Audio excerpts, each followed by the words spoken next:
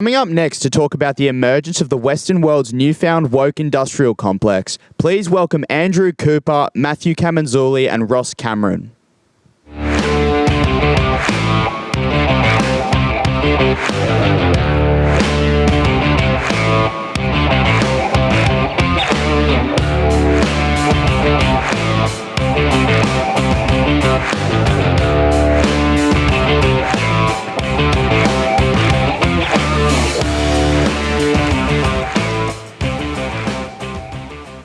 This is so dangerous. So this panel is about the I guess the emergence of woke corporations and what makes them go woke. Matthew Camenzuli, you're a very successful software engineer and businessman, and are you a big fan of woke? No, I don't really like the woke very much. No. I've observed that the woke really don't like you much either. Not really, if you follow my Twitter. The woke, quite frankly, don't like any of us. Have you noticed? Ross Cameron, woke. What is woke? Well, according to the Macquarie Dictionary, it's an appropriate sensitivity to structural racism, sexism and misogyny. According to Ross Cameron, it's what fills the void when a traditionally sort of Judeo-Christian culture has lost its faith but needs some religion to believe in. And the impulse to a moral cause is absolutely compelling, and it finds expression in a collusive relationship between the state and the major corporations who dominate the economy, and it's used as both a source of profit, kind of you scratch my back, I'll scratch yours, between these big corporations and the state, and as a means of censorship of anyone who dissents. It's a pretty simple concept, isn't it? Yeah, well, it's not a new concept. Bertrand Russell in 1922 published an essay called Freedom of Thought and Official Propaganda. He made the observation that there's a range of means by which the state or the dominant clique controls thought. And one of them was economic pressure. And he said it doesn't matter if your historical freedoms may be protected by the law, if by dissenting from the clique, you will starve. And that is effectively, I mean, these corporations, if you walk down to Barangaroo, just around the corner, past any of the great towers, you'll have just a massive Indigenous flag at sort of the front door. And, you know, during Pride Week, you'll have a month, or maybe it's Pride Year now, I'm not quite sure, but you'll have the massive sort of, you know, rainbow alphabet corporation, and effectively to belong to any, that they will say to their staff, well, we want you to bring your whole self to work, but I can promise you if you put up a poster of Donald Trump, you know, on your cubicle, you'll be out the door so fast it will make your head spin. But, you know, all I would say, Andrew, is that as you take the most woke corporation in Australia, I'd say probably Qantas. You know, Qantas received a $2 billion bailout from the Morrison government after COVID. So the government locks down the economy and destroys a bunch of businesses. They then take $2 billion out of the wallet of the taxpayers and put it into the shareholders of Qantas. Qantas then gets down on their knees, you know, and says, we will reflect back to our customers and Australia whatever woke crap, you know, comes through the inbox because we understand the deal. And now, just in the last 2 weeks, we've had the government steps in and says to I forget which Emirate, maybe it was the Emirates, said, okay, you're not going to be allowed to compete. Qatar, was it? Yeah. You're not going to be allowed to compete on this route. And Qantas, surprise, surprise, comes out the next day and says, oh, we love the voice. Yes, yes, yes. And so there's just this, as we allow the state to grow in its control of gross domestic product, the economic actors orient themselves, like so many iron filings, towards the magnet to reflect state ideology.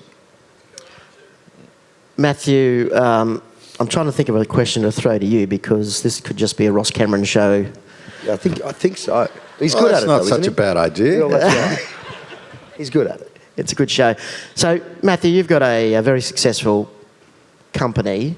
What's wrong with a private company going woke? If they want to be woke, who cares? I think there's a graduation here that I think we really need to or a distinction we need to start to make. Small mum and dad businesses can do whatever they want, as far as I'm concerned. I mean, the hack, and if I could put it in technical terms or software terms, we, on the centre right of politics, I think we're the creators and the protectors of things like freedom, free speech, free thought, democracy, all these sorts of things. They're very much centre-right things, justice, and the concept of real justice, as opposed to, the sort of things that we're seeing now happening to even political figures, which I think is a lack of justice. So the hack is this. We're about all of those things here on the centre-right of politics. So then the left come and say to us, well, you believe in freedom of speech and you believe in free... It's a private company. Private companies can do whatever they want. If a private company chooses to put XYZ book on XYZ shelf in the children's section, why would you have a problem with that? You're about freedom. And look, to some extent, that is an argument. And it's a very difficult question that they posit at us. But I say this, when you are dealing with small businesses that are in a more competitive environment where there is some form of competition, so your cafes, your restaurants, the small stores, you do have a choice. Go to the stores that reflect your values. But when you're dealing with mega corporations in either government-restricted areas, so where there's regulation, there are only really two airlines. If they're both woke, you can't boycott one or the other. And I'm not a great fan of boycotts. I like business. I mean, you do unto others, right? I don't really want to be boycotted. I don't like boycotting people. But at the same time, you should spend your money where you see fit, right? The issue is, when there is no choice, because these organisations get government money, right? And they're protected by governments. I think and I don't like the government stepping into our lives at all, but I think there's an argument that if you're a platform, you have a responsibility to be neutral on politics. And if you can't be neutral on politics, then really the government's letting us down in enforcing neutrality in that space. That's what I think.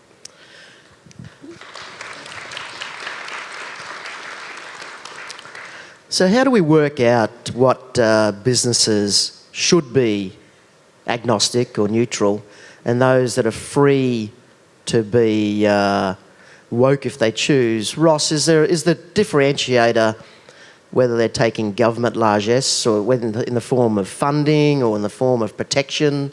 So for Qantas, for example, they're being protected from competition from overseas, from an airline that won't do the welcome to country. Is that the differentiator? Whether if you're snuggling up the government's providing you favours, then we should expect our government not to use them as political pawns?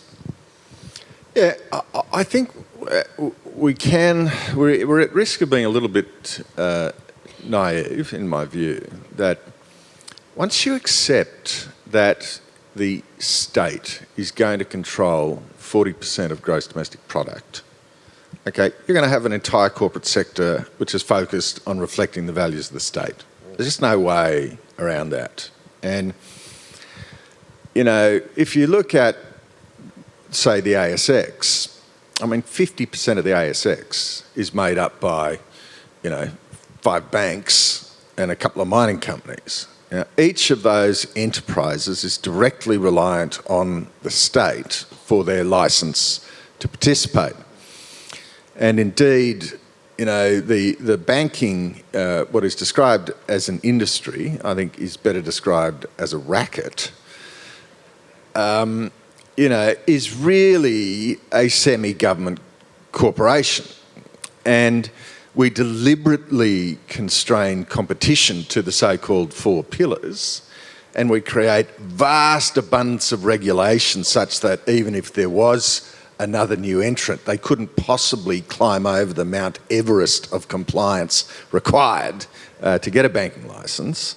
And then the deal is those corporations will be absolutely pure as a kind of, as a Catholic altar boy in Rome, bowing before the state in order to maintain their protection from competition and their licences. And so I just say, Bertrand Russell says that one answer would be a law that says the only criteria by which a person should be selected for a job is their competence to do the work. Yeah. Now, that concept is so... Then you've got BHP Billiton, who says, no, we must have 50% of our workforce. We've picked this arbitrary criteria, which is gender, and say, we must have 50-50 gender. And then, because there are so many women who are deeply attracted to working in remote desert environments with unsanitary conditions around grease and oil and dangerous machines. They just love it. They're just queuing up for it. But the big boys then dominate and set the culture for all of the other players. And the big boys are fully inside the racket. But the racket will go on so long as Australia doesn't really... It's the rum core has never really changed. The Australian economy is the rum core, just writ a bit larger.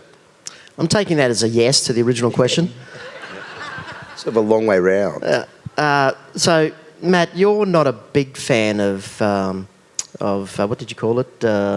Look, if you want to change the behaviour of a corporation, what can we do? Surely the solution is to withdraw.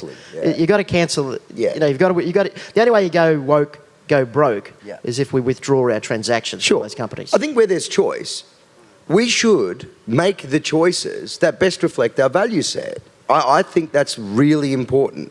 But in the areas where there isn't choice, and this is something that I don't think we do nearly well enough, we need to complain. We need to whinge. We're not big whingers. We're not big complainers over here on the centre right. We sort of smile and say, well, if that's the way they want it. Complain. Politely, of course. No swearing and carrying on, but certainly complain.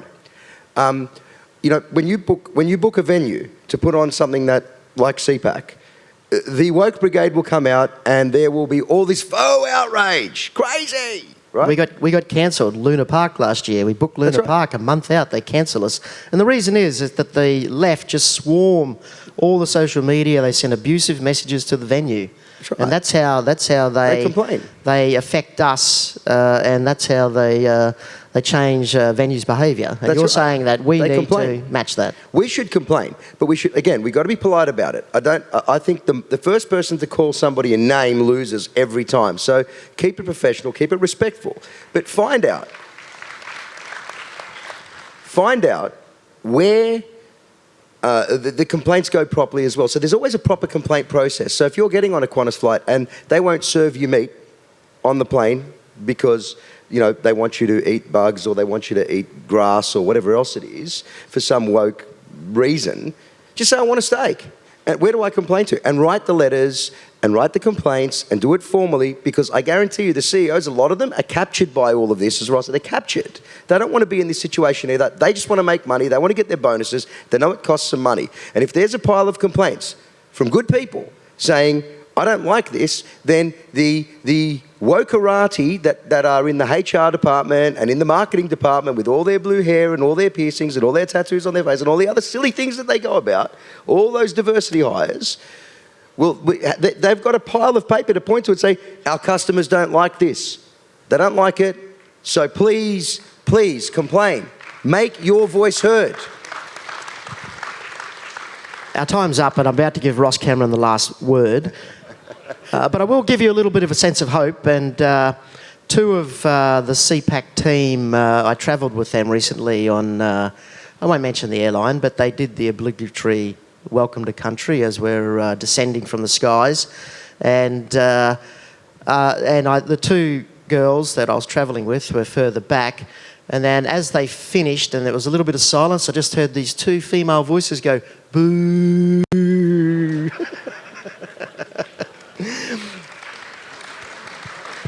There's a little bit of hope there, right?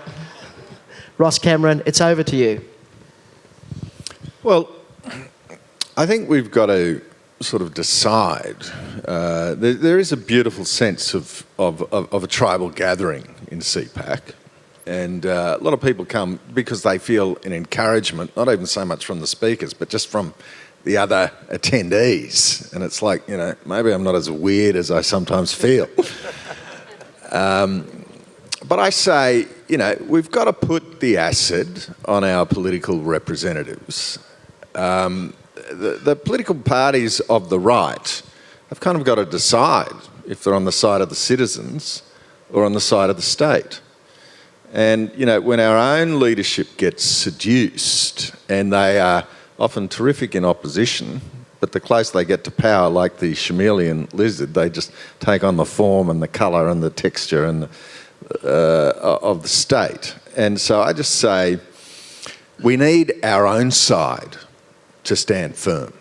You know, we need our own political leaders to be prepared to say we wish to reduce the size of the state. Yeah. Time's up, ladies and gentlemen, for us. Please thank Ross Cameron and Matthew Camenzuli.